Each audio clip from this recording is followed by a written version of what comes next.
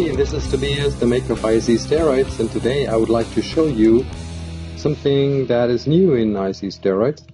It's how you can submit arguments to your scripts for example, testing purposes.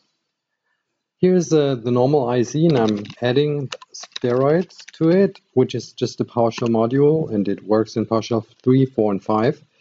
And then I'm going to write a script that takes some parameters. Let's say I have a parameter block. Now you see this is now a turquoise background color, which indicates it's a keyboard shortcut. So I can simply press tab and I get my param block.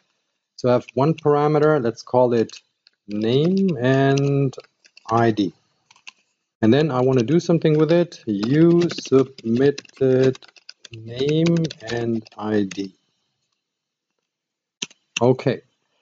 Now, when I run this script, of course, I cannot debug it because, well, when I run it, first of all, it's not a script at all. I need to save it. That's very important. If you don't save it, the whole thing that I'm going to show you wouldn't work. So I'm simply saving it now to my desktop test 1, 2, 3. So I'm running it again. And of course, I have no parameters, no arguments submitted. Now I'm right-clicking this play button. That is the new thing here. So I'm right-clicking it, and I define now custom command line arguments. I can type in anything I want. It's the same thing that would typically appear after the script call. So Weltner 12 would be the two arguments I want to submit. And when I now run my script, you can see the arguments have been submitted to my script. In fact, you can actually see what has happened down here. So if I go back and define named parameters, ID 12, name ABC, then they too would be submitted to the script and would go to the right position. Now, this command line parameters also affects the testing functionality. If I want to test a script outside the ISE in a real PowerShell console, I can simply click this button and it'll take my script and run it in the console. But it'll also add the arguments. So if I run this, oh shoot, it's really small. Let's change this, hopefully.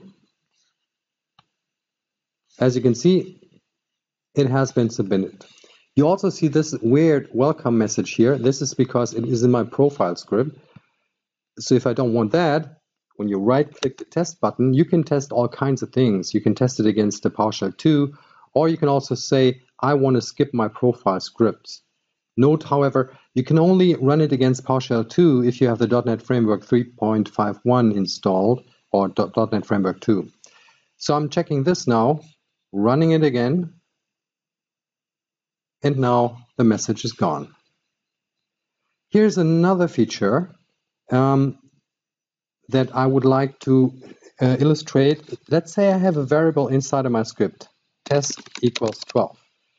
Now, I don't know if you have noticed this, but the ISE automatically .sources scripts. So if I run this script and check the variable, either this way or with my variable monitor, it's 12.